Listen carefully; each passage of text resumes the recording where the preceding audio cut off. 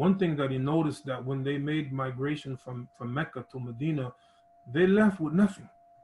They left with nothing. Clothes on their backs. They left their jobs behind, their homes behind. Some of them left their families behind. So what he did, he made a bond of brotherhood with those of the Ansar and those poor Muhajirin. And Abdul Sa'd ibn Rabi'a, he said to Abdul Rahman ibn Auf, I'm the richest of the Ansar. I have more money. You take half of my wealth. This was the spirit. You take half of my wealth. And I ain't asking for nobody's wealth, but I'm saying the spirit of Islam is that when you look at those who need it, give a hand. Give a hand to those who need it, especially those who laid the foundation, made it easy for you to practice the Islamic way. I played with New York University. I was a shooting guard. And I was known for two things: prolific shooter, unbelievable shot. If you don't believe me, ask Mahmoud Abdul Rauf. You know Mahmoud Abdul Rauf? Really? Ask him. Okay. Ask him if he wants anything to do with it. He's the guy. Do he want anything to do with Imam Siraj Wahhaj? Okay? He's the one with the unbelievable shot. So he doesn't want no problems with you, huh? He was Steph Curry before Steph Curry was Steph Curry, right? There's a million problems. Racism is one of them. Racism isn't the only problem. So you want to solve one problem at a time.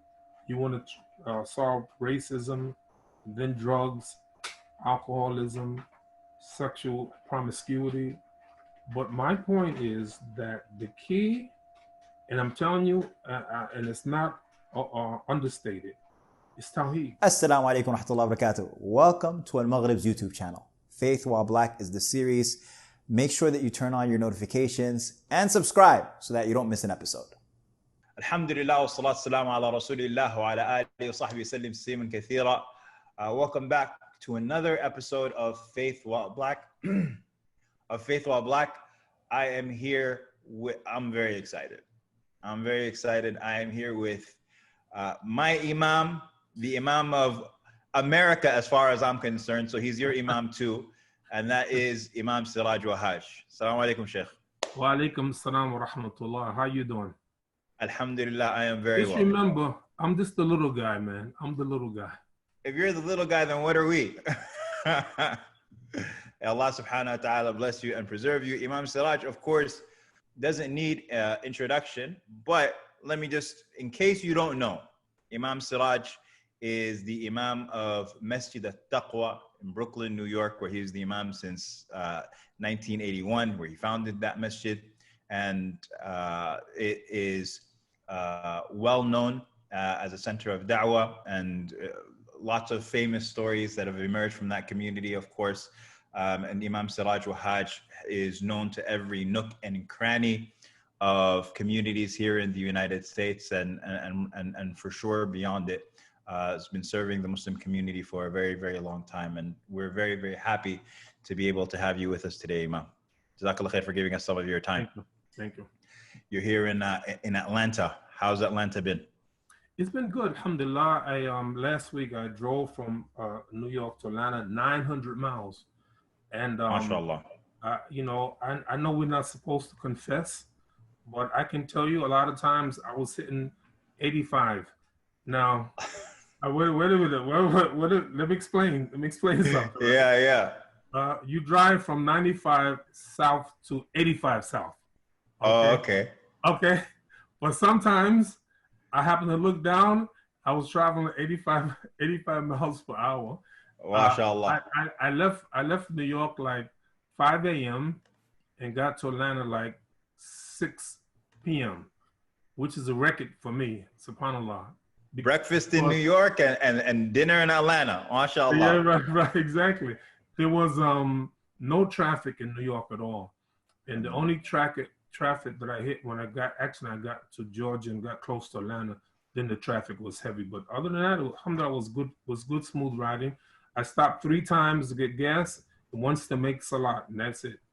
MashaAllah. The city looked different, huh? There's no traffic in New York. Was it just empty because of the quarantine or what? Yeah, I think it's a quarantine for sure. No problem. Yeah, no problem. I want to say something interesting. Not this trip, but one trip I drove from New York to Atlanta, and I had my 2 daughters with me, and we stopped at North Carolina to make salat. And so it was me and my two daughters. And by the time we finished salat, I turned around, about 17 people joined us. 17 Allahu Akbar. strangers. Yeah. They saw Muslims praying. They say, nope, time to pray. Let's go. And that's always my history in traveling. So mashallah, but how did you, like you're leading salah and all of a sudden you start feeling all this presence around you? It was an amazing feeling. Wallahi, akhi, we looked around and we smiled and it was so good. Strangers, but as if we knew each other. MashaAllah, MashaAllah. That is a beautiful story. So Imam, let's backtrack a little bit. Can you just give us, one of my favorite presentations I've ever heard from you, and I've heard a lot, alhamdulillah, may Allah subhanahu wa ta'ala bless you, is Fest, AlMaghrib Institute's conference in New York, 2008.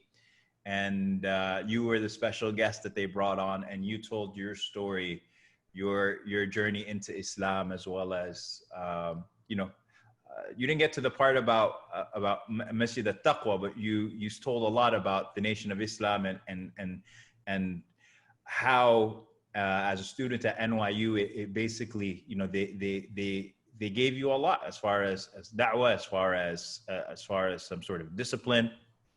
But beyond that, to your founding of Masjid al-Taqwa, what made you decide in 1981, I'm going to found a masjid, we're going to do it in Brooklyn, and I'm never going to leave it?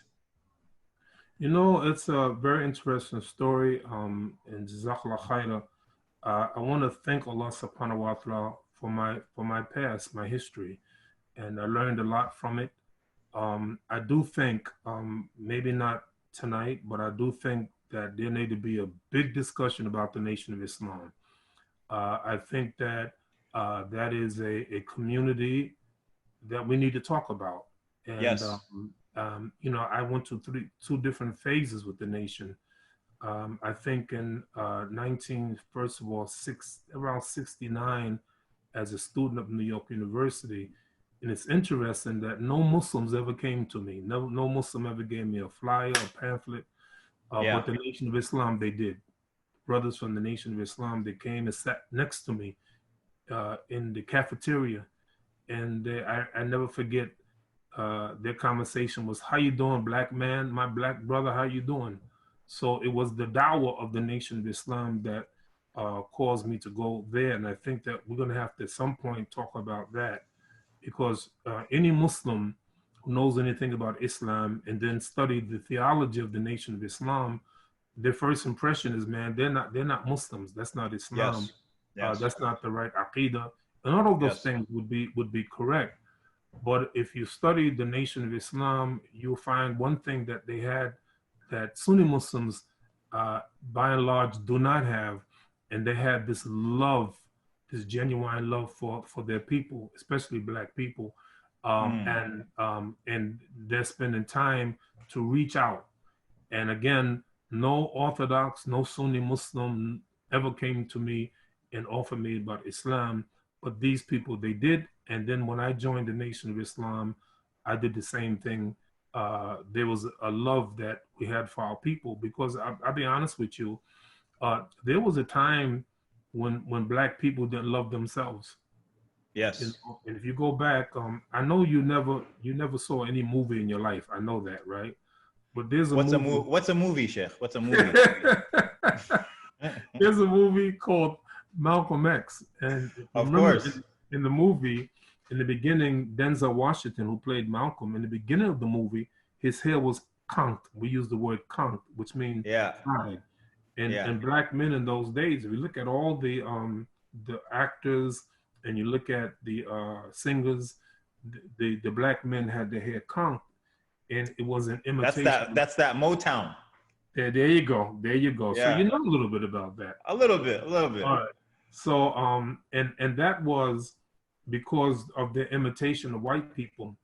In 1968, I know that's like a long time ago for you, but 1968, there was a song that was #1 on the rhythm and blues chart for 6 weeks. And that was a life-altering song, 1968, I'm gonna guess what it was. Was it Say It Loud, I'm Black and I'm Proud? There you go, man. How you know that? Allahu Akbar. How you know that? How you know that? But I'm telling you, that was a spiritual revolution. That song did a lot for black people, so black people began to love themselves. And you notice that year, black men, they stopped conking their hair. They started wearing afros, natural. Women, the black women, they wore natural hair. And that was a big move. I did it myself. I was a student at New York University. I'll never forget, I had this big old afro. And then... Did you have your hair conked before that? No. Never did. There's no picture of a young Siraj Wahhaj with the... Never did, right? So you can't find that anywhere? Okay, no way. Okay. Doesn't exist, right? But it does exist with the big afro. I can give you a lot of pictures. Okay. Of it, right? Yeah, mashallah. So my point is that black men, many of them, and women even begin to take African names, Islamic names, Arabic names. They were changing their names because the names that we had really belongs to the former slave master. If you know Reverend AlShukry, you heard of him, an activist. He found out a few years ago that his great-grandfather was a slave. His name was Coleman Sharpton. And Coleman Sharpton, that wasn't his real name. Sharpton wasn't his real name. That was the name of the slave master, Alexander Sharpton. So my point is, so black people started throwing away the names of the slave master and adopting African names. In the Nation of Islam, they just simply took their last name and put an X. I was Jeffrey 12X. So when you see black people changing their name, their dress, they started wearing dashikis. It was a movement. And again, the Nation of Islam were not orthodox by any stretch of the imagination, but it had a profound effect on me. And then likewise, when I became Muslim, alhamdulillah, that same spirit that I had in the Nation of Islam, the spirit of discipline, the love of the people, and me as a young man, I never forget, I used to sell a newspaper called Muhammad Speaks newspaper. Yeah. And I used to sell 1,000 of them a week. I literally quit my job. Yes, 1,000 a week. Imam Siraj, you weren't getting paid from this. Was not, well, actually, I quit my job as a 25-cent newspaper until they gave us a couple of dollars. So I did make some money because I did it full time. And I want to let you know that I walked through the projects by myself, selling a 25-cent newspaper, and I got 1,000 customers, so that I would go every week and to deliver this 25-cent newspaper. And the people there, my customers, loved me so much that they invited me to their weddings, to their funerals, to their graduations, and I was part of their family. So when I came and I knocked on the door, I was Jeffrey 12X. So, Brother Jeffrey, come on in. That means I was the 12th Jeffrey in New York City to join the Nation of Islam.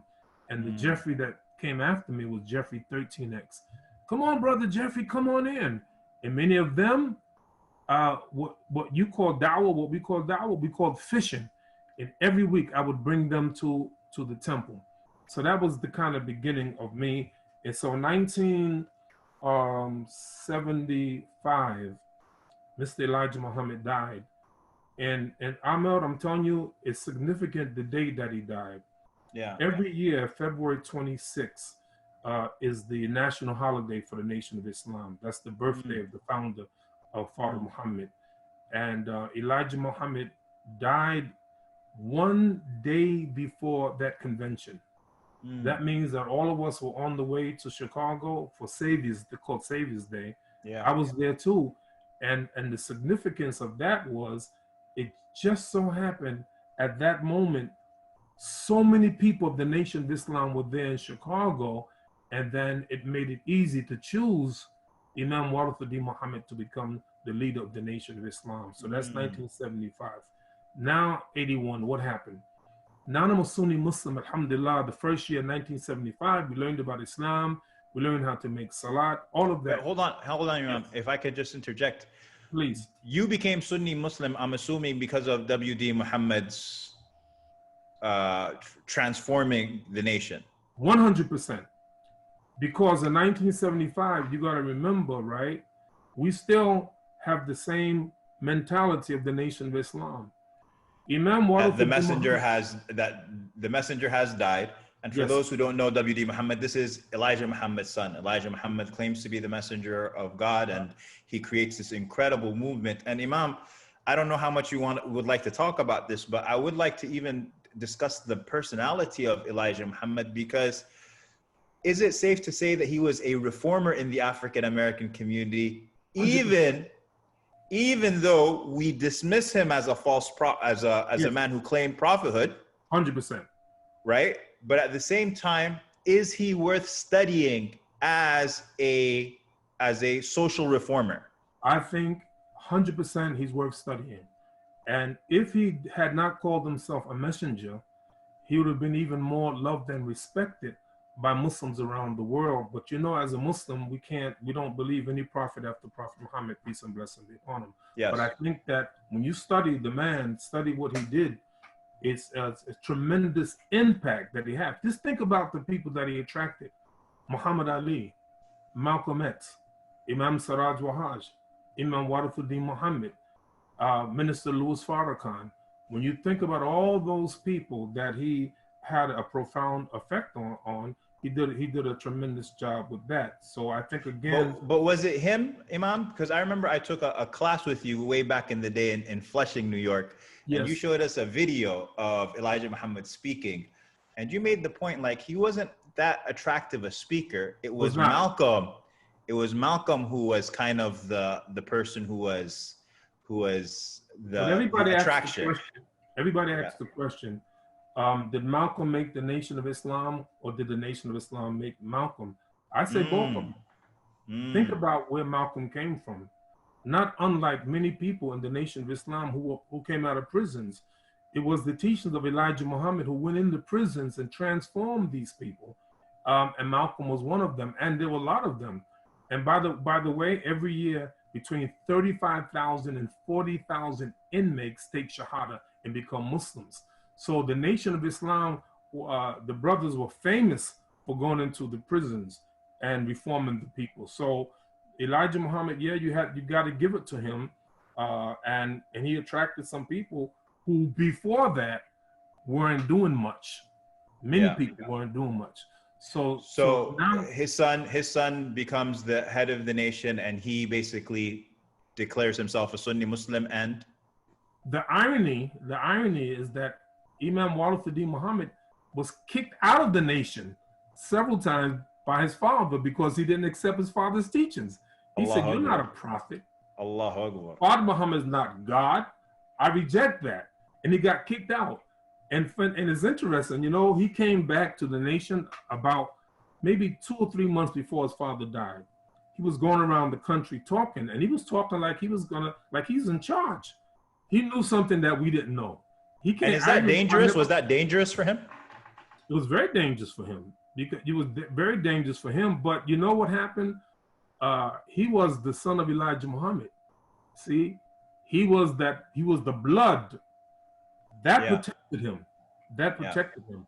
And so that when he started teaching, we said, wow, this man, he sounds like he's in charge, because the teaching was that he was going to help his father. Even though he got kicked out of the nation a few times, he was going to be the one that's going to help his father. So what happens? 1975, alhamdulillah, 1 year we transformed the Nation of Islam. I become an Imam. I'll never forget the first Jummah khutbah that I gave. And you got to remember, we never did Jummah prayer. I'm going to tell you a secret, man. You're going to laugh at me. Okay, I'm ready. I'm ready. You're going to laugh at me, right? So I did the Jummah prayer. I'm the minister, and then became the Imam, and now Muqsi Khalifa Masjid in Brooklyn, right? It was before 7C. Okay. And the first Jummah khutbah that I gave, literally, the people in my community were laughing at me. They were laughing because we never did that before. We never had Jummah prayer, right? They were laughing. Yeah. And I said to them, you laugh now, one day you won't be laughing. Yeah. And alhamdulillah, they're not laughing anymore. So that was 1975. Fast forward. Now I start studying. Before I'm studying Elijah Muhammad's book, Message to the Black Man, The Fall of America, Our Savior Has Arrived, and How to Eat to Live. Now I'm studying Quran. 1978, I was blessed to go to Mecca, Qura University, at that time King Abdulaziz University, and I read, I study, I started reading the Quran, and even then I started to see differences, even with my Imam, Imam Walid Muhammad. But now I'm like, what does Allah say? What does Messenger say? So I had some differences. And maybe I wasn't patient enough. So 1981, I told the Imam that, Imam, I'm going to leave the community, and because I see a difference. I love you, I respect you, I thank you for what you've done for me, but I'm at a point now that I can no longer be your Imam. So, and I said, Imam, there's some people, when I came back from Mecca, I taught them, they believe the way I believe. What should I do? He said, Alhamdulillah, you should all go together. He came to my resignation in 1981, and we started a masjid at a brother's house named Salim Abdul Sabor. We had Jummah prayer in his apartment. The irony was, it was the first day of Ramadan and like the 4th of July. Now, I couldn't make this up. 4th of July, Independence Day, 1st of Ramadan, okay? Yeah. And so we started Masjid al-Taqwa. So Masjid al-Taqwa was founded on the principle. The 4th of July. 4th of July. Come on, man. Come on, man. So, and I didn't plan it that way, by the way, right? Yeah. I didn't plan it that way. It just happened that way. It's Masjid al-Taqwa Day. Now we know. Okay. That you know, right? So my point is, that's where it began. And I want to let you know, I want the world to know, the world to know how much I love Imam Walid Muhammad. We had some difference in theology at that time, and maybe you could have said that Imam may be a little bit impatient. Imam Muhammad had to make the transition, and that would be a legitimate argument.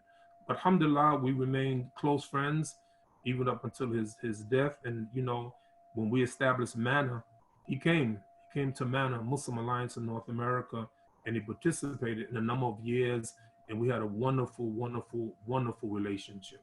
I love him, I respect him, and I realize that he gets a lot of credit for what I do, because he's the one that introduced us to Salat and Siyam and all of that. It was Imam Walid Muhammad, and I give him really credit for that. I mean, he's literally at the head of the largest conversion of people in the Western world. Absolutely. I had a conversation with Dr. Nasir Ahmed from Florida. He was the Imam. I know. You know Dr. Nasir? Yeah. So he told me, he was like, over 100,000 people converted that day, the day that he announced. He was like, I'm going to get you some footage. Yeah. It's unbelievable. Alhamdulillah.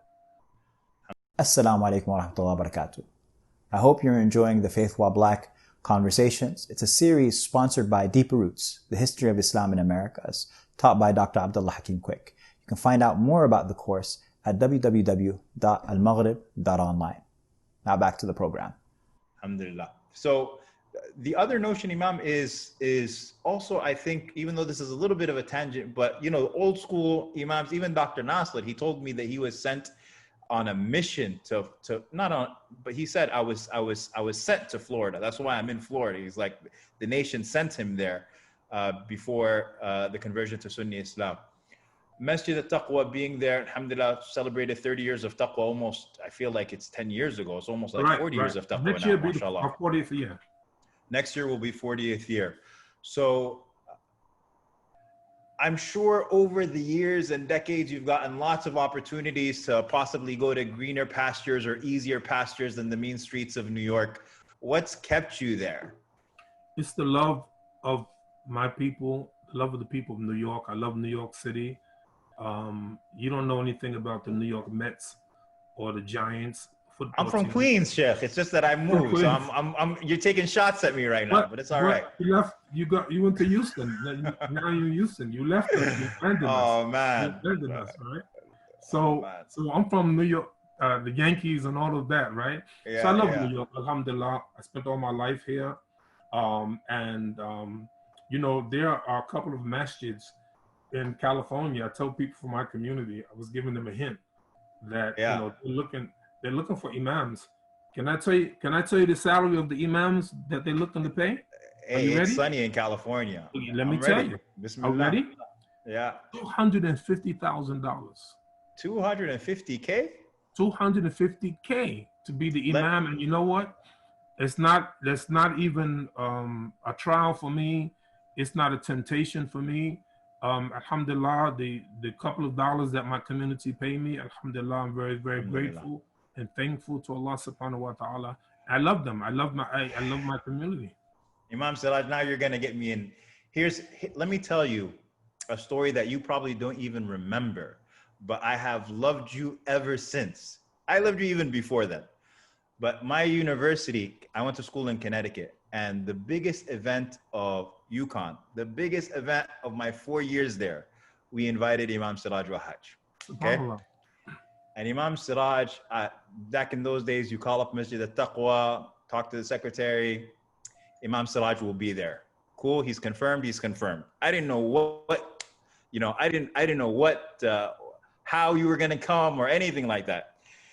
7:30 on the day of the event, it's the biggest event of my entire period there. I get a call from a random number. This is Imam Siraj. Okay, great, Imam. It's like, what time's the event? Okay, I'll be there.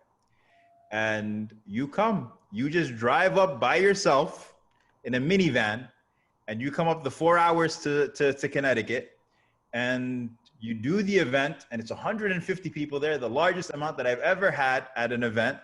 It was about Jesus and Islam, I'll never forget, and it was snowing. And then as soon as the event was over, you turned around, you got in your car, and you were driving off. I was like, hold on, Imam, where are you going? You're like, I got a flight to Minnesota. I gotta go. I didn't even know where Minnesota was. Like, I never left the East Coast. It's like, where's Minnesota, and how are you flying there tonight? But to be honest, Imam, I don't even really remember if we even gave you anything for that event. Like, probably not. I even doubt it. And so since then, as I've gotten older and interacted with so many, imams and mashayikh and, honorariums and contracts, and it's just, you ruined all of that for me, because I'm like, you're not Imam Siraj, you know what I'm saying? And he drove up in a minivan for 4 hours and turned around and drove 4 hours that night for a bunch of punk college kids, So when you say, Masjid al-Taqwa and it's not a trial for you, I believe you. But what I really would love to hear from you is why that's not a trial. Because right now, as you know, the da'wah has become very financially viable, right? It's very, and some may even be, you could, I won't say opportunistic, but there are definitely, people who very much like to make sure that things are in place.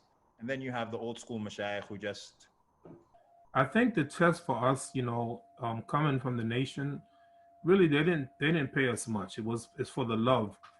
I mean, honestly, I don't want to sound corny, but I really love my job.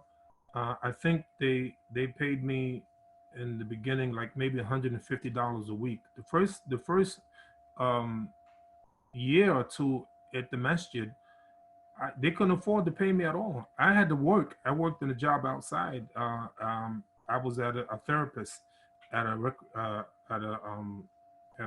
mental health clinic, and that was my job. I would go there and leave the job and come to the masjid, and it was for the love. I loved the Islam. I was thankful to Allah the Almighty that the people chose me to be the imam there. We did just 25 of us. That's all we were, a handful of 25 of us. And we really wanted to establish the Islam.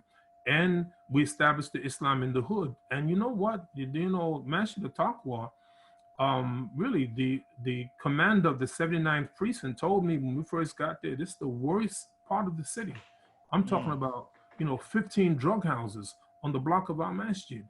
So it wasn't there. We weren't. And this is the 80s. This is the 80s. It's grimy. It's 80s, man. And Allah bless us. We closed those 15 drug houses down, those 15 crack houses down. And it's for the love of those people, who come to the masjid. And as you know, we grew from 25 to about 1,300 people, Jummah prayer service. And maybe the African Americans who first represented 100% of our Jama'ah were African Americans. in 1981. Now we may be 20 to 25%. So the rest of our congregation, immigrants who came, we didn't go after anybody. People just came. Before we know, we looked up and there was people from Sudan, people from Bangladesh, people from Egypt, people from all over. They started to come, and then Masjid Taqwa continued to expand and expand. And right now we're working on a major expansion, and inshallah, hopefully, we'll have one day 2,500 to 3,000 people at Jumu'ah prayer, inshallah, one day. Allah Akbar. But honestly, I want to say this, and again, is it's the love. When I look at all the people who came with us and grew with us, it's that profound love that I cannot be tempted with $250,000. No, it's not even like, well, let me think about it. Let me get back with you. No, it's not. No, it's not going to happen. MashaAllah, MashaAllah. Allah subhanahu wa ta'ala preserve you. Because it's not for money. See, my point wasn't for money. It wasn't, I didn't do it like to get paid. Really, if I wanted to get paid, I would have done something different. Not the job, because we understood, like in the nation, we were called the poor righteous. Allah. I had that kind of understanding. Malcolm, if you think about Malcolm X, when he was in the nation, he did a lot of colleges and universities. He was one of the most influential, well sought out speaker in colleges and universities. Yeah. He gave his money, his honorarium, he donated to the Nation of Islam. Unbelievable. He was, Dr. Betty Shabazz, I got a chance to meet her. I never forget, I was in Scotland one day. Brothers picked me up. I'm doing a lecture about Malcolm X, right? And as we were driving to the hotel, I'm seeing all of these big posters, and I started laughing. I mean, really, really laughing hard. And they said, Imam, why are you laughing? So because in the poster it said, Imam Siraj Wahhaj, the best friend of Malcolm X. Allah. I said, I've never met Malcolm. I was 15 years old when Malcolm was assassinated. I never did meet Malcolm, but I met his wife, Dr. Betty Shabazz. We became friends, and I did programs for her husband every year. And she told me a lot about Malcolm. The very first day I met Dr. Betty Shabazz, she worked at the Medgar College, and she was one of the administrators there. And so, and after the lecture, she came to me. I didn't recognize who she was. She says, boy, I'm so happy they sent a Muslim. I've been waiting for years. She said, when you get a chance, come to my office. I said, well, where's your office? She said, on the second floor. I said, what's the room number? She said, my name is on the door. And I said, what's the name? She thought I knew who she was. She said, Shabazz. And when she said Shabazz, I said, no, that's not Dr. Betty Shabazz. And I'm telling you, that first day I met her, we spoke over 4 hours. Over 4 hours. So I got a chance to know. I didn't know Malcolm. I wasn't his best friend. I was a friend of Dr. Betty Shabazz. Alhamdulillah. Alhamdulillah. May Allah have mercy on them both. Amin. So we've gone through the 80s and I caught the 90s, Imam. And so one of the things that I remember growing up is that the African-American community around me, as far as all of the Arab community, all of the non-Arab communities, there was no community that was interested in speaking Arabic like the African-American community. So, Assalamu alaikum, how are you doing? Alhamdulillah, bi khair, kayfa ant? Like that type of conversational Arabic, being very, very interested in it, very committed to it. Even, the dress being Arab, you could almost even say Arabized or being, and now there's almost like an equal and opposite reaction where, instead of taking on Arabic names, it's no, I would rather just keep my own name instead of wearing Arabic clothes, completely shunning all of that and embracing their own blackness, cultural blackness, and even pro-blackness. Do you see that as being a healthy transition? Is there anything about it that you have any advice on?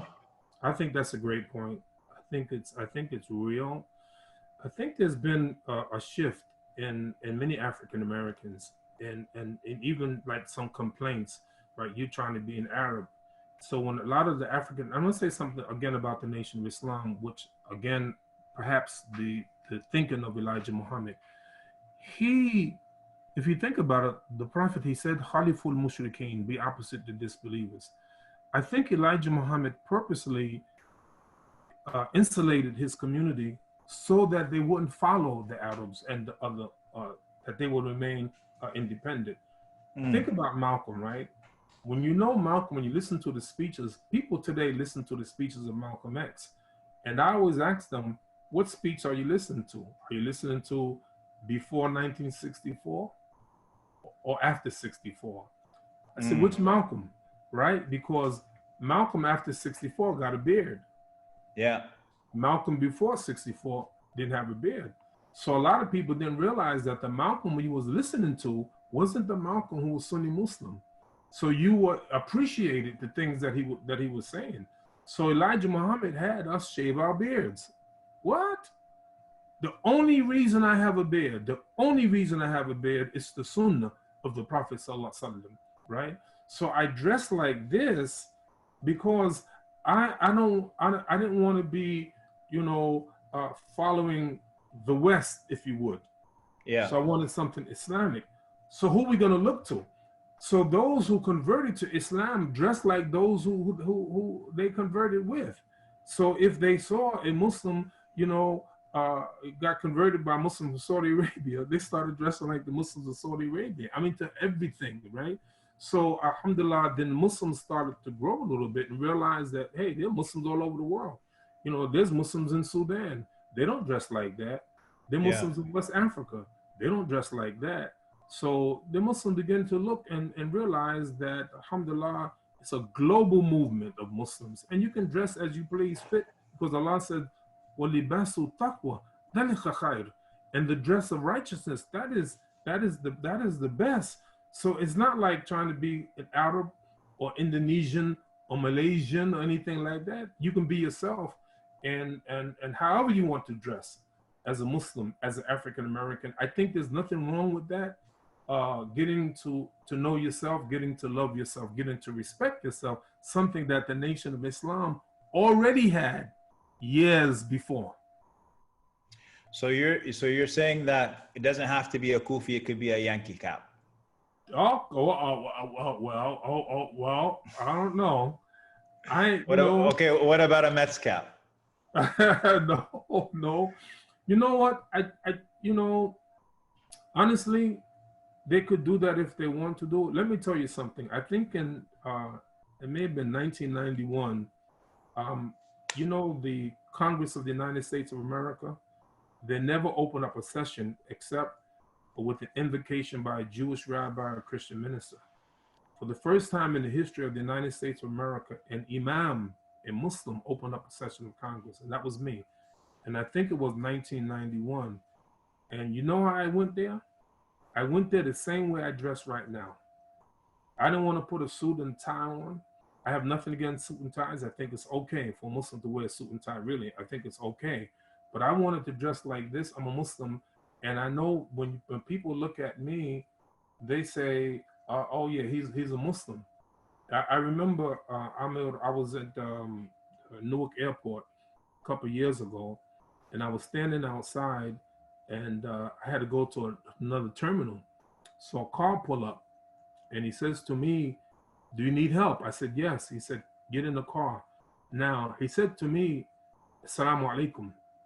And there was nothing about him to make me think he's Muslim. He wasn't dressed like a Muslim. There's nothing about him. He didn't wear a beard. But he said to me, Assalamu alaikum. Why he said Assalamu alaikum to me? Because I look like a Muslim, right? I look like a Muslim. So he said to me, he says, he didn't recognize Imam Siraj. He said, I'm from Saudi Arabia. Me and my wife been married for years, and we don't have any children. Can you make dua for us? And I did. 2 weeks in a row, I made dua every day for that brother, that Allah will bless him and his wife, right? But my point is, the Prophet said, peace and blessing be upon him. Give salams to those whom you know and those whom you don't know. So when you look at a Muslim, he seems to be a Muslim, he's dressed like a Muslim, then you don't hesitate to give him salams. If he's not dressed like a Muslim, you don't even know that he's a Muslim. So my point is that I think some kind of Islamic identity is good, but I don't say that if you have a Yankee cap or a Met cap that you ain't a Muslim. But I feel comfortable dressing like this that we call Sunnah. Jameel. May Allah subhanahu wa ta'ala accept and bless. Imam, I'd like to shift with you a little bit to more of current events. And obviously you made a beautiful statement on the killing of George Floyd, and it's a 12-minute clip. You can find it. People can find it on Masjid al-Taqwa's Facebook page. What would you like to see from the Muslim community after the killing of George Floyd? That's a great question. That question is so profound. You probably don't know how profound it is. You know, recently I was with Ibrahim Rasool. Ibrahim Rasool was the former South African ambassador to the United States. And we're close, alhamdulillah. He's given Jummah khutbah in my masjid. He stayed here in America for 7 years. And I learned a very valuable lesson from him, because sometimes Muslims, we're nervous about being involved in struggles that doesn't appear to be Islamic. You know, when we have a demonstration for the Muslims in Palestine or the Muslims in Yemen and the Muslims, you know, it's okay. Where's the bus? Where the bus is? Where are they at? Where they at, right? So when you're dealing with another case like Black Lives Matter, so there's some hesitancy, but I get it. And there's a nervousness, right? Because we're not sure. Let me tell you what I learned from Ibrahim Rasool. He said that we have to understand the relationships that we have with people. Sometimes you may have a relationship based on an issue, right? So you take George Floyd. He was done an injustice. We want to get justice for him. Let's demonstrate. Let's march. Let's protest. Now, you may be standing next to someone who have a total different religion than you, different values than you, but you're not there for that. You're there to get justice for that man, right? Whoever sees an evil, change it with his hand. So that's the spirit in which the Muslims would demonstrate. The second thing he said is that sometimes you may have a common he said a common objective. Let's say the objective is we want to reform the police department. So again, you work with people. They have different, what you want to call it. You want to call it coalition agendas or whatever the case may be, right? So that's that thing. The third one is different. It's called common values. Then when you have common values, it's people with the same aqidah, or the same values, and that's maybe limited. In South Africa, everybody talk about Nelson Mandela in prison 27 years fighting against apartheid. But few people talk about Ibrahim Rasool. He was in prison 20 years fighting against apartheid. So the Muslims fought along with the non-Muslims to fight against apartheid.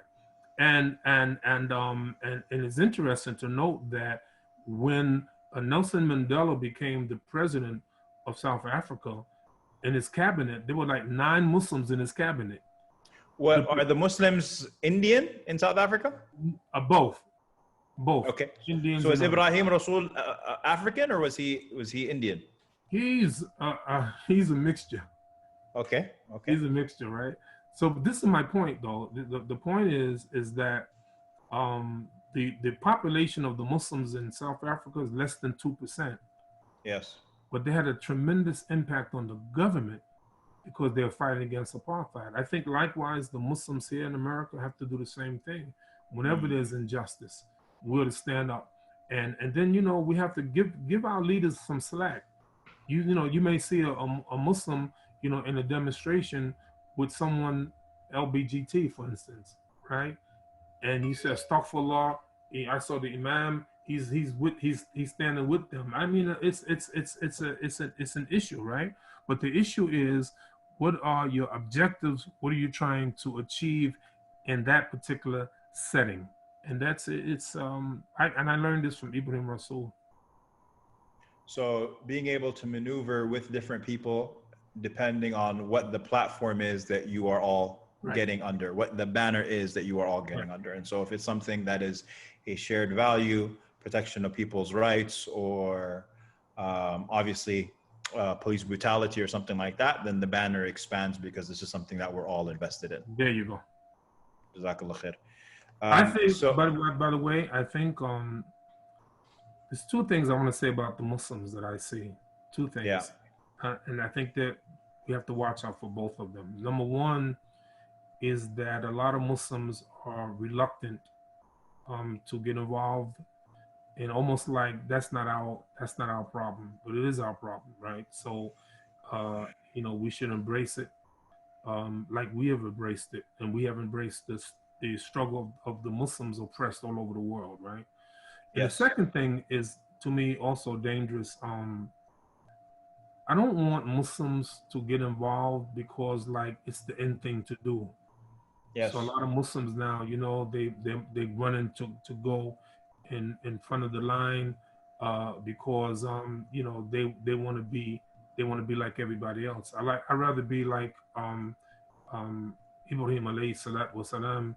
He said, "Ya Sarah, laysa ala wajhi ardi mu'min ghayri wa ghayruki." Oh Sarah, there's not one believer on the face of the earth other than you and me. These are non-conformists. Prophet Muhammad, peace and blessing be upon him, was a non-conformist. When he went alone, when with a handful of Sahaba to fight, this is the kind of fight we want, because I want you to do it for Allah. I don't want you to do it because everybody else is doing it. It's the fashionable thing to do now. Some communities are doing that now. So I can't read the heart of anyone, but I want us to do it because it's right to do it, because Allah commands us to do it, and His Messenger Muhammad sallallahu alaihi wasallam. So would you rather than a person not do it if they haven't found an intention for it yet? No, I think I'd rather for them to do it, you know, and correct their intention. Yeah, well, I'm saying, yeah, the intention is important, right? But I do think that don't always stand on the sideline and do nothing, you know, and that's not an option. And then people make excuses. Be honest with you, people making excuses why they're not going to get involved, and sometimes they're just scared. So I don't want this. Be careful. This look and see. You know, educate yourself, and I recommend Muslims to travel to indigenous Muslim masjids. Go to the masjids in the inner city. Talk to the Imam and the followers there. Some have never been to an indigenous masjid. So I think the whole idea is education. Educate yourself. You know, we're in America. This is not a Muslim country. You got to understand that. Not a Muslim country, right? So we should try to educate ourselves. So even when some, you know, communities have spoken and it was kind of painful for a lot of people that I've spoken to, is that they spoke not initially with the murder, but they spoke after, you know, the riots started happening, and even then it might have been to condemn the riots. And sometimes even when imams speak, who are even imams who are from the immigrant community, they can't help but come across as tone deaf, because race relations in the United States is it's almost got its own language. It's so volatile, and at the same time, it's so sensitive, and a lot of people don't really know how to navigate these waters if they haven't grown up here. Do you advise them to, what do you advise immigrant communities to do? First of all, I forgive them. First of all, I forgive them. That's important. Yes, that's important. Let me tell you why, right? I always believe that when people know better, they do better. Yes. Not all the time, but sometimes. And one example, the Prophet, peace and blessing be upon him, said that there was a prophet that was beaten by his people, that his face began to bleed, and he wiped the blood from his face and said, Allahumma ghfir liqawmi fa innahum la ya'lamun. Oh Allah, forgive my people because they don't know. And I know that there are a lot of people, they don't know. A lot of Muslims, they don't know. A lot of Imams, they don't know. And when they speak, it's an embarrassment. I get it, right? So my point is that I do forgive them, but we have to do our job to educate them, and they have to do their job of educating themselves. years ago, about maybe 20 years ago, we were in New York, and there was an incident. One of the African American brothers, young boys, was assaulted by some white people in Long Island. So we got together, myself, Imam Talib Abdul Rashid, he's the Imam in Harlem, and some others, and we went down in that area, and we had a protest, right? And we were, and you know, whenever we have protests, usually we have some kind of slogans. And we were going around, racism must end, racism must end, racism must end. And Imam Talib stopped us. He said, no, don't say racism must end, say we must end racism. And the thing is that we have to educate ourselves. You don't know. And that's why don't run out don't be so anxious to speak without knowledge. In Islam, we don't speak without knowledge, right? Yes. We go to those people who know. Those people been around the block. And so, and then we do better. Listen, when I go to a Muslim country, when I go to Indonesia or Malaysia or Saudi Arabia or Pakistan, and there's some issue there, I ain't jumping out in front. I don't know the issue there. I don't know what's going on. What do I look like? I don't do that. I would never do. I would never put myself like that. Yeah. I keep telling you, I'm the little guy, man. So what people have to do. You're not the little guy, though. I'm the little guy, man. That's the little guy in me, right? So what they have to do is that be sensitive enough to know that you don't know, and learn the issues. Get around those who know. And be willing to listen, and that's why you have to have relationships with people from those communities in the first place, and those indigenous masajid and all of that. And be willing to get behind people and not jump into the front. Absolutely. That's beautiful. I think I'll be honest with you, is that a lot of the immigrant Muslims that I know are in fact doing that. They're coming and say, "Imam, teach us, help us to understand the issues," right? Martin Luther King Jr. says that riots are the voice of the unheard. Some people may not even call it riots, maybe insurrection. John F. Kennedy said something interesting. He said that those who make peaceful revolution impossible will make violent revolution inevitable. Yes. So you see a lot of anger. Listen, I'm against people burning buildings and all of that. I'm against that. Of course, yeah. The record, I'm against that, right? Yes. But I get it. I understand. Some of these people have been locked up. How many weeks have they been locked up? How many people lost their job? How many people are sick, unemployed? All of those issues. So I like to look at that and say, oh, okay, I get it. I understand. Yeah. People been in quarantine for 3 or 4 months with no money coming in at all. Right. Imam, so Malcolm X, you were never friends with, but you were friends with. No, I didn't know him. I didn't say we weren't friends. Okay, so how does that work? I mean, from different generation. Oh, okay, so you like that. MashaAllah. I got you right. We were never friends, right? Or you never knew him, but you did know Imam Jamil and Imam Luqman. Of course. And these were two. Imam Jamil was murdered in a police raid, and Imam Luqman was murdered in a police raid, and Imam Jamil is doing life in prison, and he's been in prison for 20 years at least now. Right. Can you speak to, when we talk about experience, when we talk about lived experience of a community, even the leadership of the African American community, and I remember you gave an incredibly powerful khutbah that I never found online afterward on the death of Imam Luqman. Never found it anywhere. But can you speak to that? Do you feel like African American imams, even when they do well in their communities, that they are targeted? And what can we do as a community, a broader community, to protect our imams? I don't think it's just African American imams. Anybody who has voice, anybody who would speak out, against oppression will be targeted. Muslim African Americans, I'm telling you the truth, there is a fear of the African American. And let me ask you a question, right? You're talking about the Yankees and the Mets. I'm gonna give you a test and see how you do. Okay. Okay. Last year, I turned on the television set, and the New York Mets was playing a baseball game. Yeah. I like baseball. I like football. I like basketball. Okay. And I'm pretty good at it. I played all of them when I was young. I'm pretty good. MashaAllah, MashaAllah. So we're both athletes. You play basketball? No. Oh, I'm the worst, Imam, because I go all over the country and I'm from Queens and I'm black and they're like, okay, let's go. And I'm like, oh man. So I still play with the Shabab, by the way. I played with New York University. I was a shooting guard. And I was known for two things: prolific shooter, unbelievable shot. If you don't believe me, ask Mahmoud Abdul. You know Mahmoud Abdul? Really? Ask him. Okay. Ask him if he wants anything to do with it. He's the guy. Do he want anything to do with Imam Siraj Wahhaj? Okay?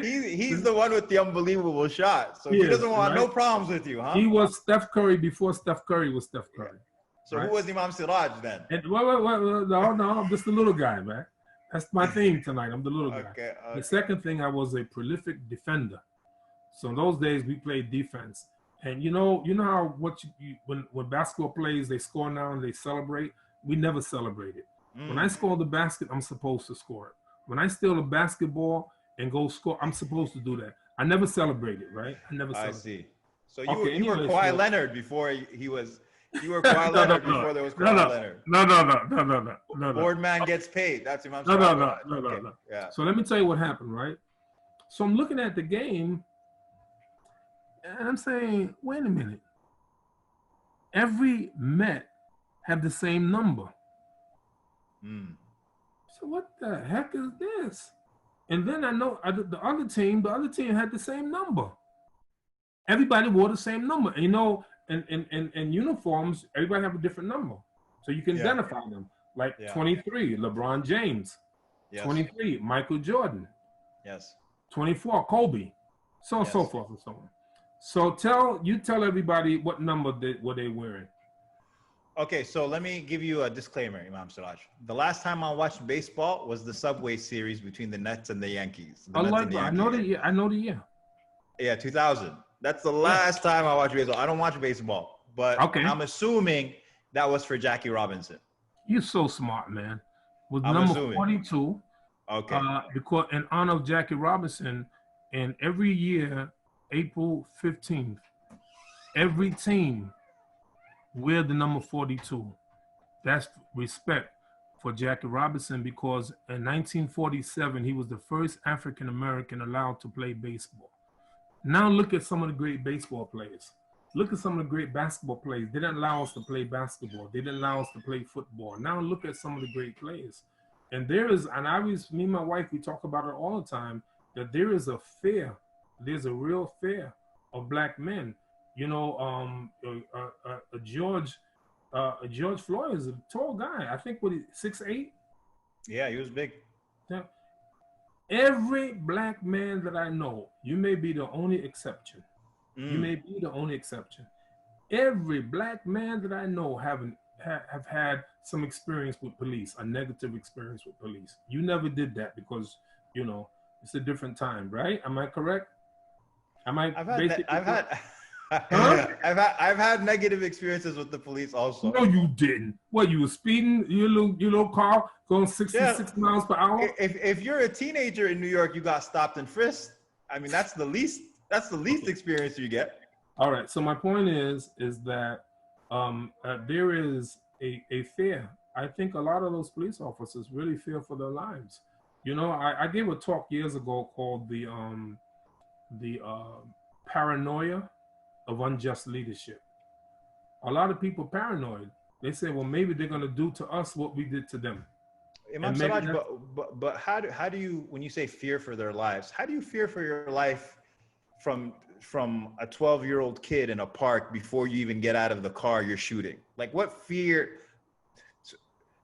It's really paranoia then? It's an unreasonable... It's paranoia. It's a paranoia, right? I think that, again, this is Allah knows best, right? But my point is that, and a deep hatred.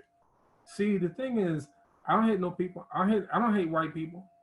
Yeah. I don't hate white people. I judge everyone on their own merits, and that's the way we should be. So I don't think it's just against black people. Just for the record, I think any black Muslims, by the way, I think anyone who represents a voice, anybody who would be in opposition to injustice, that comes under threat. Yes. But I think one thing about Imam Luqman and Imam Jamil, both of them, courageous, ain't scared. And people like that, who are bold and courageous, ain't afraid of nobody, those are ones to them are very dangerous. Think about this, right? Think about all those white people with guns who go to these demonstrations. Yeah, state houses. They went to the state house. They're yeah, right. Yeah, and the police are like, no problem, right? But it's not in opposition to the status quo. And I think that when we're in opposition to the status quo, then we represent a danger or perceived danger. Last night, 2 nights ago, I was talking to a brother from Queens College. He used to be the president of the MSA in Queens College. And 11 years ago, they invited me to give a talk. And why people try to stop them? Imam Siraj, the controversial Imam, unindicted co-conspirator and all of that. And they tried to stop me from speaking. Why are you trying to stop me from speaking? And Allah blessed them to be strong enough to have me have one of the greatest programs they ever had in the history of the MSA in Queens College. So, Imam, we've talked about, the indigenous community, indigenous masajid. You were one of the, or you were the first Amir of MANA,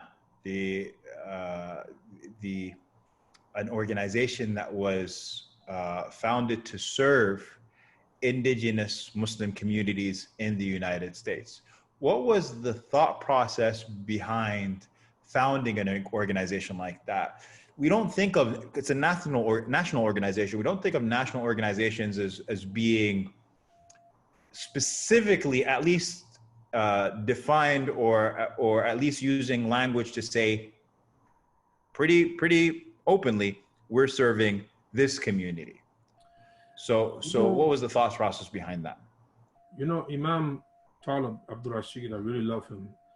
He's the Imam of the Masjid in Harlem. He told me that once he was invited by an immigrant community to attend their national meeting. It's immigrant community. And so they put on the board a list of priorities, 1 to 10. And number 1 being the most important priority, 10 being the least. Yes. And they said, Imam Talib, what do you think about that? He says, interesting. What you have is priority number 1 in my community is priority number 10. And what you have as priority number 10 in my community is priority number 1.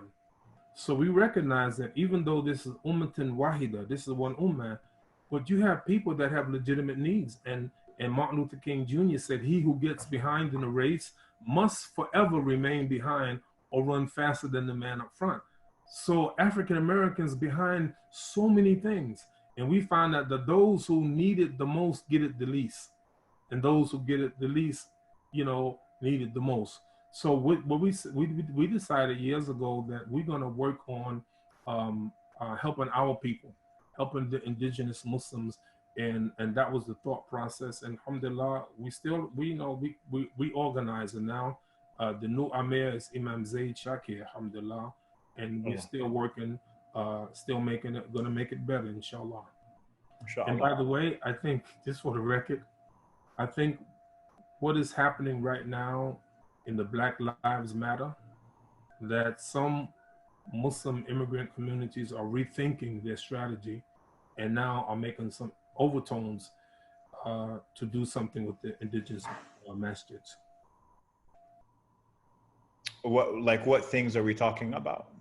If you can share any of them. Maybe getting some resources, getting some needed resources to the indigenous community. I give an example. I've done a lot of fundraisers for a lot of Muslim communities. Last year, I did a fundraiser for a Muslim community, a school in Memphis, Tennessee, called the Pleasant View School, right? Imam Hamza? Imam Hamza's there, but that's not his school. Okay. This was the immigrant school. You know how much money we raised that night for Muslim school? $950,000. Allahu Akbar. $950,000. MashaAllah, tabarakallah. I remember 3 people each donating $100,000 apiece. A couple of people gave $50,000. 8 people gave $25,000 apiece. Most of our communities can't afford that. So they got, alhamdulillah, they got money. They came here, they made a lot of money, alhamdulillah. A lot of us still struggling. And we still, we do the best that we can. So when you have communities like that who have resources, who can share those resources, then that would be good, alhamdulillah. But meanwhile, we try to do for ourselves. And I'll give you one example. There's a masjid, African-American masjid in Dallas, Texas, by the way. It's called the Masjid Dallas, Texas. And every Saturday and Sunday for years, they've been feeding the poor people. And there was a man there who told me that he was homeless for 10 years. He was in and out of prison, and he depended on that food every weekend. And alhamdulillah, he took shahada.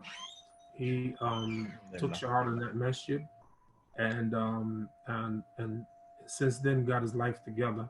And he started a business. He believed again in do for self. He started a business cleaning stores.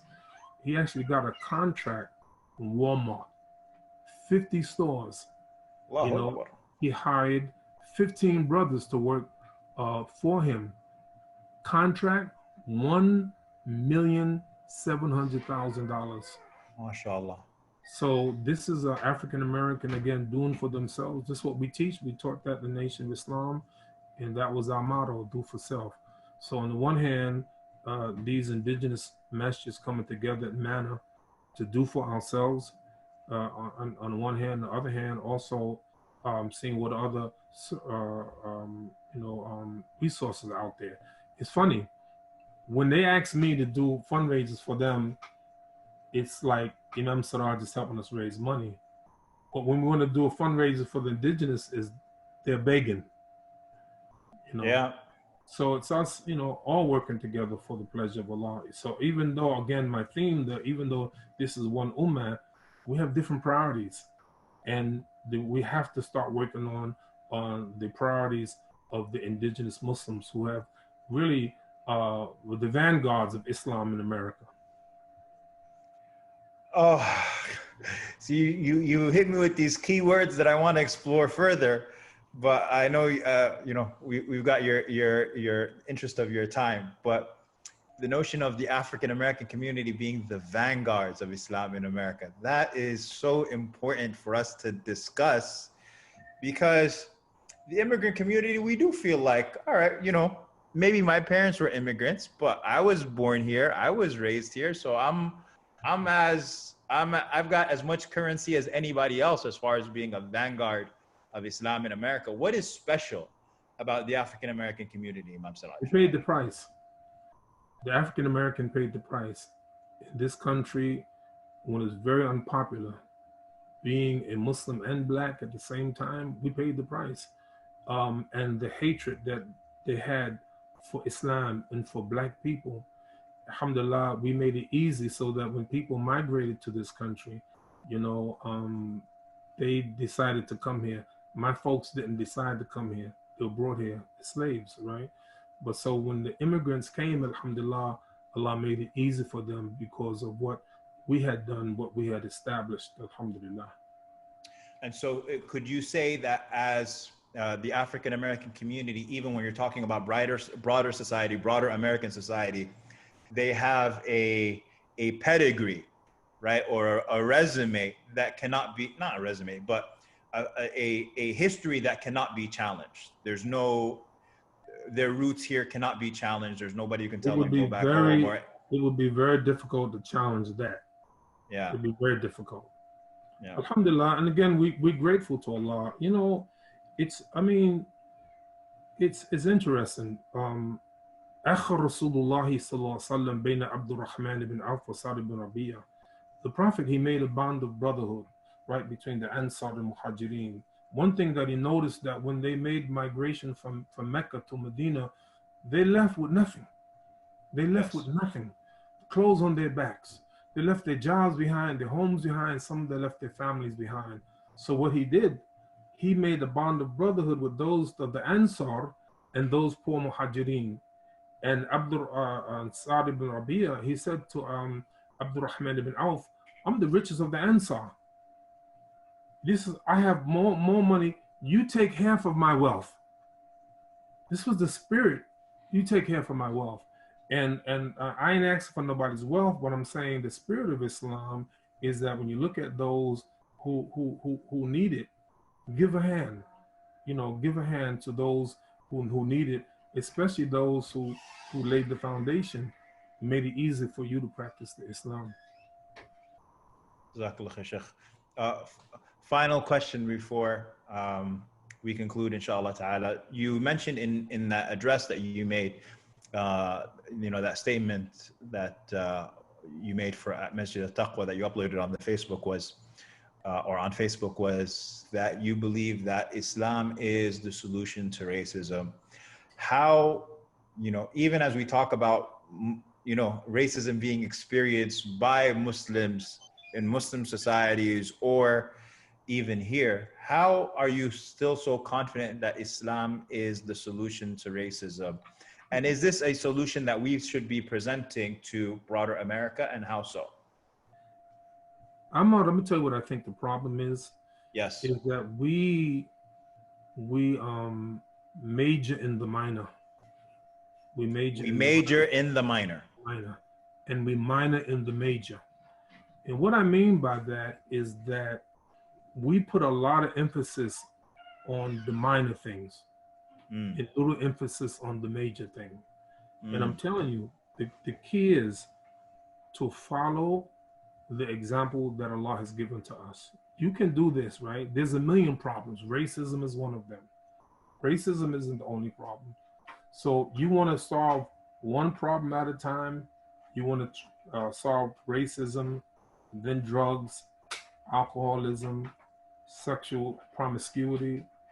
But my point is that the key, and I'm telling you, and it's not understated, it's Tawheed. See, with me, is that in the nation of Islam, what did black people, what did the black Muslims call white people? Devils. They're called devils, right? Yeah. Some of them are devils, but they're not devils because they're white, right? Some are devils because of their action. But Islam, once you get Islam, what does Allah say and His Messenger? إن الله تعالى لا ينظر إلى أجسامكم ولا إلى صوركم ولكن ينظر إلى قلوبكم وأعمالكم. Allah don't look at your bodies nor your forms. He looks at your deeds and your heart. That's it for me. There's no superiority of a black or a white. That's it. Khalas, right? So I'm saying to you is that once you go to Allah and Allah teaches you, because right now is like everybody's deciding what's right and what's wrong. Yes. But Allah determines what's right and what's wrong. So I'm saying that in principle, it is the adherence to Islam, and not all the Muslims adhere to Islam. So we have some internal contradictions. So we have to get rid of the internal contradictions. Do you have some Muslims with some racist attitudes? Sure you do. Sure you do. But you got to look at this long history that they had to have a national guard to allow black people to go to college. Or school. What was it? Elementary school. Or school, right? So I'm saying black people, you couldn't get a job because you're black. You got the worst job. Even right now, there are a lot of black people that are dying from the virus, because they're in the front lines in those low-paying jobs, right? So I'm saying that see, when you love Allah and love the Messenger and you put them first, then you're going to do what you're supposed to do. That's a very short answer. But see, let me give you an example. Something happened. A couple things happened, right? One day, a block from Masjid al-Taqwa, Nostrand Avenue, I never forget this. It was snowing, and I went to get my newspapers, and there was an elderly black woman standing outside, standing in the store. She wanted to, to get down, and I said to her, "Madam, come, take my arm. Take my arm." And I gently put her down the steps, and she said, "Thank you so much." I did that, man, because this is what we do. Yes. That's what we do. So I'm on the plane, and the plane stops, and we getting off, everybody getting off, and I'm noticed there's an elderly white woman standing in the middle of the plane. She's just standing there. Yes. Everybody ignoring her. So I go to her and say, "Madam, you need help?" She said, "Yeah, my luggage." So I got her luggage down for her, and I said, "You want me to take it out for you?" She said, "No, thank you so much." I said, "You okay?" She said, "Yes." Old white woman. So I walked out the plane. A young white woman looked at me and said, "Sir, I saw what you did. I want to thank you. I want to thank you what you did. I appreciate that." I ain't trying to get, this is what we do. Yes. I ain't, a black woman, a white woman, I mean, come on, man. There's no issue with us, right? Yes. So I'm saying to you that, I'm not saying to you that when I was a non-Muslim, okay? I was 19 years old when I became a Muslim. I'm not telling you that when I was a non-Muslim that I didn't smoke reefer. I'm not telling you that I didn't. I'm not necessarily saying that I did, but I'm not telling you that I didn't, right? But I can tell you this. All these years of being a Muslim, right? I ain't never smoked one cigarette, one reefer, no alcohol, no nothing. Why? Because Allah said it. That's it. But are there Muslims who smoke cigarettes? Sure they are. Are there Muslims who drink alcohol? I bet, yeah, they are. That's just the reality, right? So the issue is this, right? The issue is that, what does Allah say in His Messenger? Well, you got Muslims to do that. You got Muslims that are racist. I know that, man. But I ain't following that. I'm following Allah and His Messenger. Yes. That's the key. And we got to let the people see what Islam says. And then on the other hand, there is many non-Muslims who may never read one verse of the Quran or one hadith. Not one. But every one of them have met Muslims. Every one of them. A schoolmate, a classmate, a neighbor, somebody in the store, right? So the reality is they're going to judge the Islam by what they see in us. So if they see a Muslim with a racist attitude, don't blame the Islam, blame the person. So I'm saying we gotta let the Islam shine, and we gotta do a better job. We gotta do a better job. And that's the role of the Muslim community. Yes. Just to show people a different way. Yep. MashaAllah. Jazakallah khair, Imam Siraj Hajj. Really appreciate your time. I appreciate you, man. I wish I was interviewing you. There's nothing to interview me about. I'm the little guy, okay? I'm the little guy. I'm the little guy, absolutely, 100%. Listen, I see the work that you do. I'll let you know. I see and appreciate the work that you do and you continue to do. And I recognize that. May Allah subhanahu wa ta'ala really bless you. Honestly, Sheikh. May Allah bless you. Continue the work that you do with AlMaghrib. And all the great work that you do for Allah. May Allah bless you. Amin. We learned from you, Sheikh. We're just trying to follow just a little bit of y'all footsteps. That's it. Sheikh, one last thing. Yes. Are there any projects? So you mentioned that you're expanding Masjid al-Taqwa. Where can people, contribute, support? I remember there was a Launch Good page for a little while, a couple of weeks ago. Yeah, we did. Alhamdulillah. Allah bless us. We raised about $85,000. So that's good. Alhamdulillah. But they can just anytime go to Masjid Taqwa Facebook, and there's always things that we're doing, inshallah. And again, I'm very confident. Really, I'm very confident. And for me, I'm always hesitant to ask for me. I ask for everybody. Yeah. my own masjid. It even took me time to say, you know, we have this, you know, we're raising funds for masjid to talk about. But that's, you know, anytime they want to donate, do that, inshallah. Absolutely. Masjid al-Taqwa Facebook. Absolutely. Okay. Jazakallah khair, Imam. Any other projects going on that you'd like to share? Anything else? Anything else happening? No, just make dua, inshallah. Sheikh, is there ever a time that we're going to see you without the pens in your pocket? Never. In fact, you know, the reason that I drove here to Atlanta, my daughter got married. MashaAllah, I Mubarak. want to let you know, because you mentioned it, right? So we're sitting down, and the one who performed the wedding, he said, anybody got a pen? Everybody looked at me. Everybody. They're like, how many pens do you need? Right. So, but this is the point I'm making, right? So I gave him my pen, and I just told my wife, I didn't get my pen back. I'm going back there and get my pen. Allahu Akbar. Don't mess with my pens, man. There's no way you drove back. Listen, may Allah bless you. Stay strong. I'll talk to you in a minute. Thank you very much, Imam Siraj. Thank you. Assalamu alaikum wa rahmatullahi wa barakatuh.